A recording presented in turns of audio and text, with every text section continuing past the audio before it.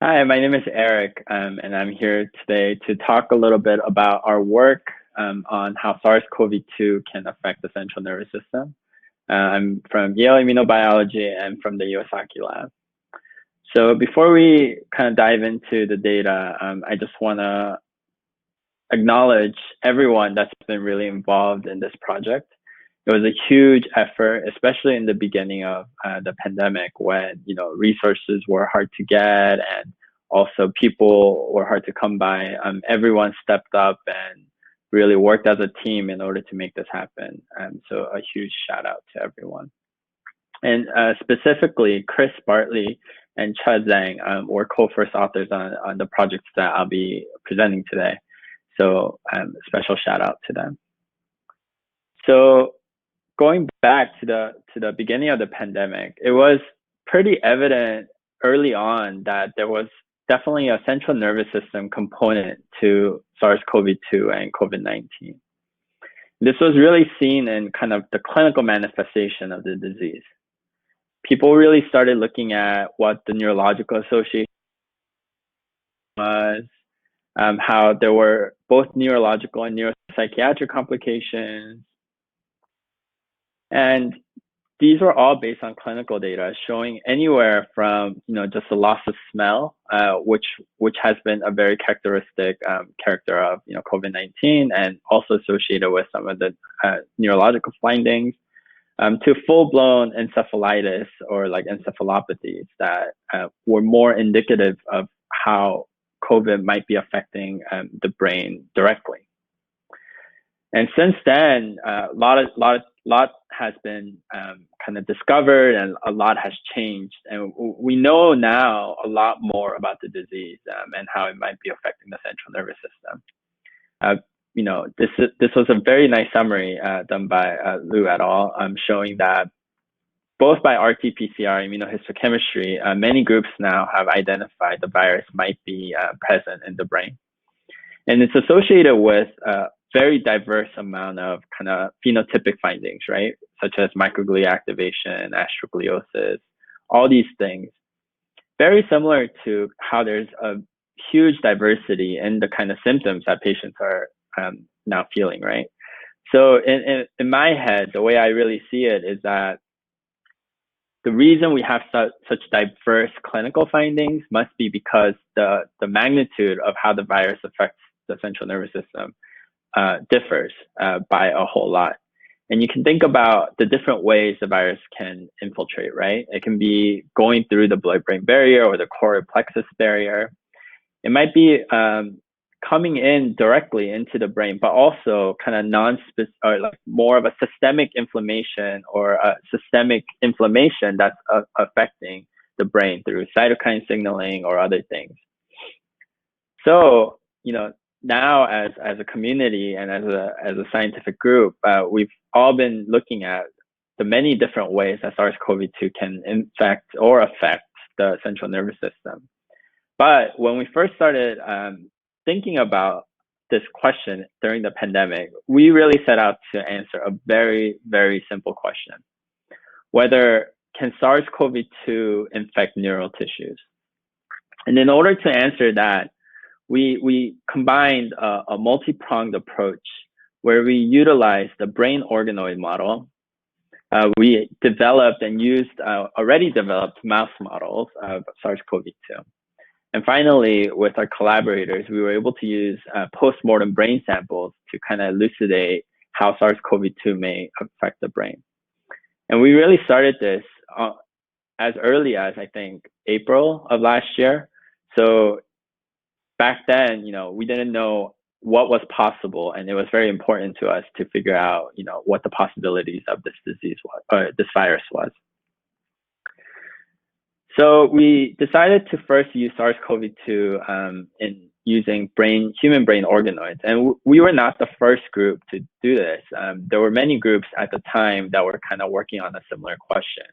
And the idea was, during the Zika virus pandemic or epidemics, there was groups that were able to use human brain organoids to model Zika virus effect on neural tissues.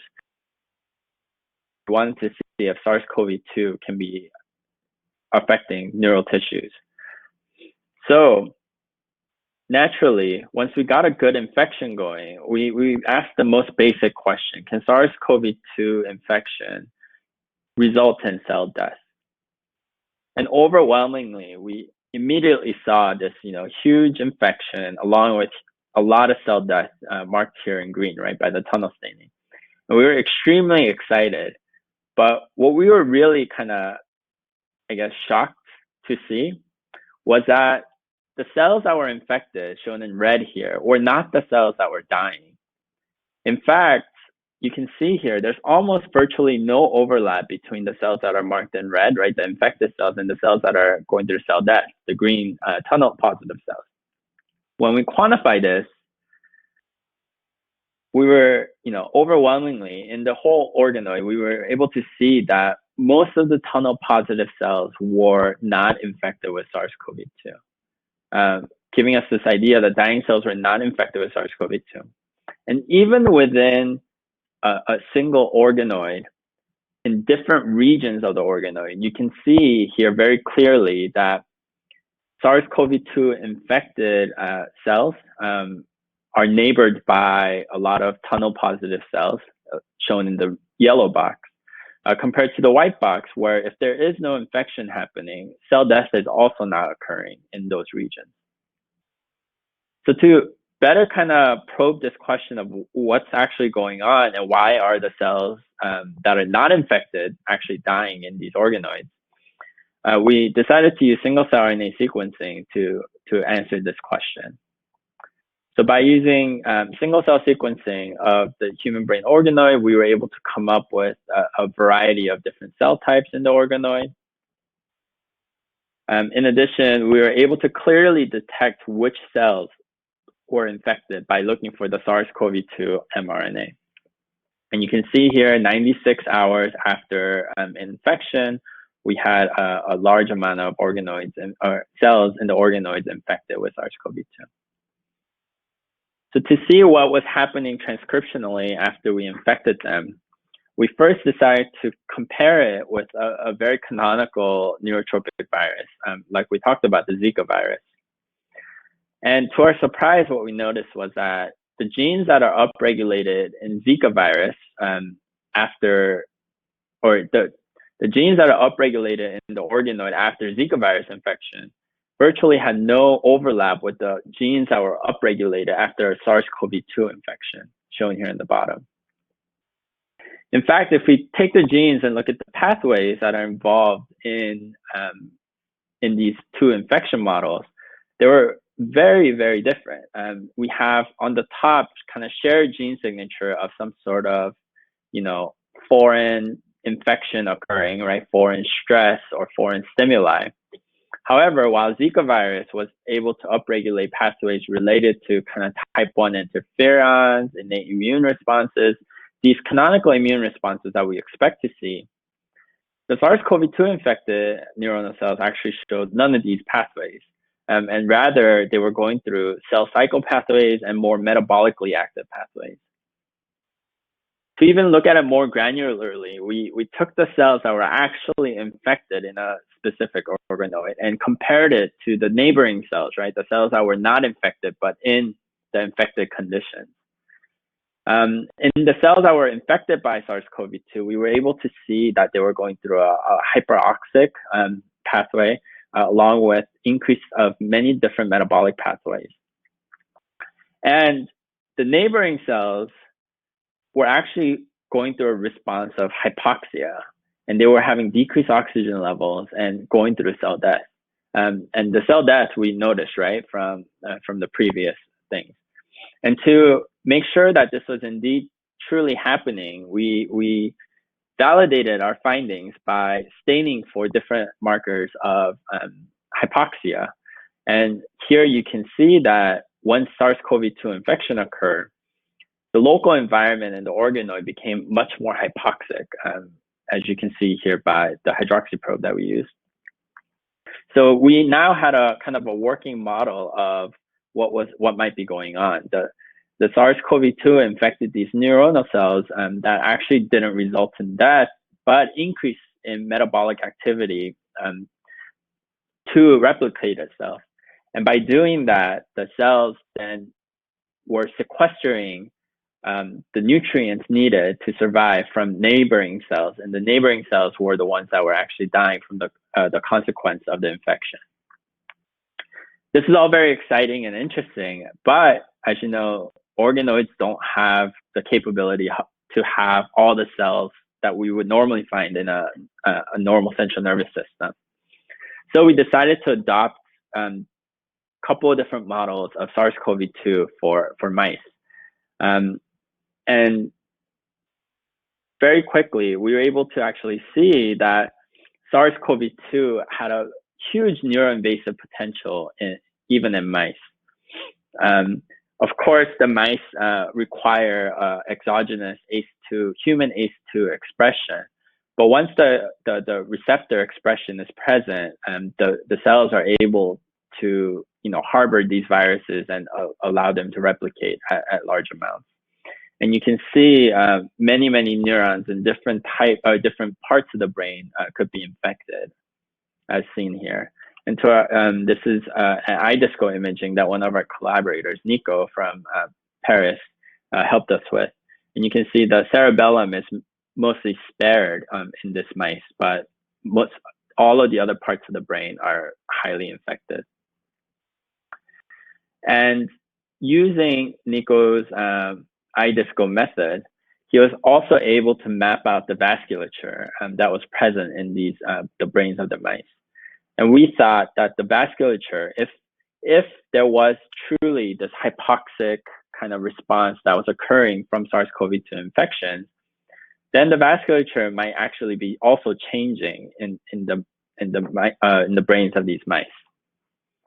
We were able to calculate the densities of the mice, the vessels in the mice, and what we saw was after infection, the vessel densities were changed significantly. And this also was very much aligned with hotspots of virus infection, very similar to what we saw in the organoid. So we were very excited about this idea, and we have kind of ongoing projects on kind of looking at this further. And then finally, at the same time, there was this big need and a big excitement to see if the virus can actually infect human brain tissue. And at the beginning of the pandemic, it was very scary, and people were trying to avoid aerosolizing any sort of, virus. So it was hard for us to get tissues, but our collaborators, once again from France, really pulled through. And they were able to obtain patient samples who passed away from SARS-CoV-2. And what we saw was that in certain patients' brains, we were able to see SARS-CoV-2 positive neurons. And what was most interesting to us about this was that in other brain infections, such as like herpes virus or Zika virus or West Nile virus, we tend to see this huge influx of lymphocytes or other immune cells that are contributing to the damage, right? While it's clearing the brain. However, in the SARS-CoV-2 infected brains, we didn't see the same sort of huge inflammatory response. We saw infected neurons, but a different type of kind of follow-up and response that occurred. And this is consistent with like what other groups have seen. We saw these regions of microinfarcts and hemorrhages that were resembling kind of possible mini strokes. And what we saw was that in these regions of microinfarct, we also saw higher rate or higher amounts of spike SARS-CoV-2 staining. And it was very reminiscent of kind of what we were seeing in both the mouse model and the organoid model. And although we haven't been able to completely follow up with the mechanistic understanding of why or how this is happening in patients, I know a lot of groups have different interesting hypotheses and they're working on it. So I think it's a very exciting time for this kind of research. So, with that, we were able to really answer this basic question of, can SARS-CoV-2 infect neural tissues? And while we were doing this, we were able to answer a few more additional questions using the models that we developed. And one big thing that I thought was very important was this idea of what receptor the virus was using to infect the brain. And this was especially important because everyone in the beginning was, looking for ACE2 expression in every organ possible, and relating that to whether SARS-CoV-2 might be infecting that organ. And similarly, neuroscientists and people in neuroscience and neuroimmunologists were interested in the same question. Can SARS-CoV-2 affect the brain through ACE2? One thing we did was we first checked for ACE2 levels in our organoids, and we saw that the human brain organoids express high levels of ACE2. And then what we did was we blocked the ACE2 receptor using an ACE2 antibody, and then try to infect the organoids. Neutralize, or when we blocked the receptor, then we no longer had an infection, showing that ACE2 was indeed the method that SARS-CoV-2 was infecting neural tissues. And then we were also able to show that ACE2 was expressed in human brain post-mortem tissue. And this was very important because compared to other organs, ACE2 expression level by RNA is very low in neural tissues. And I think this kind of was a big question mark on whether with such low levels of ACE2 mRNA, SARS-CoV-2 can infect the brain. And so what we show here is that ACE2 levels in different clusters in our organoids actually do not correlate with the amount of cells that are infected in that cluster. So for example, some of these clusters have very high levels of ACE2 mRNA, but they're not really being infected at a high percentage, while some other cells with very low levels of mRNA of ACE2, they're still getting infected very well. Indicating that actually the mRNA level of ACE2 is not fully correlated with the protein levels of ACE2 in these tissues. And in data that I'm not showing today, we also look at how ACE2 levels in the mice brain are somewhere in the range of like 10,000-fold lower than the lungs. However, these human ACE2 knock-in mice tend to succumb to brain infections and not lung infection, indicating that ACE2 really acts as a gateway of the virus entering the cell of interest, but does not necessarily mean like higher levels doesn't mean it's more susceptible to the virus. Along those lines, testing the ACE2 requirement, we also wanted to make sure on the other end that SARS-CoV-2 required the spike to bind to the ACE2 to infect these brain organoids. We are very lucky to have a collaborator who provided spinal CSF from patients with COVID-19. And then we were able to show that the CSF in these patients actually had neutralizing antibodies against the SARS-CoV-2. And with that, we did a similar assay where we used the human brain organoid and co-incubated the virus with the CSF in order to see if the antibodies in the CSF can truly prevent infection of the organoids. And what we saw was similar to blocking ACE2, that the CSF antibodies were sufficient in blocking infection of neural tissues. And with that, we were able to kind of definitively show that SARS-CoV-2 can infect neural tissues through the route of ACE2. With the CSF that we were able to obtain, we were able to do some additional experiments. And this is in a separate manuscript that Chris Bartley at UCSF and I worked on. And one of the things that really kind of was very exciting to us was by using SARS-CoV-2 almost as a model, we were able to kind of think about other effects that viral infections can have on the central nervous system in human biology and in a more kind of broad setting.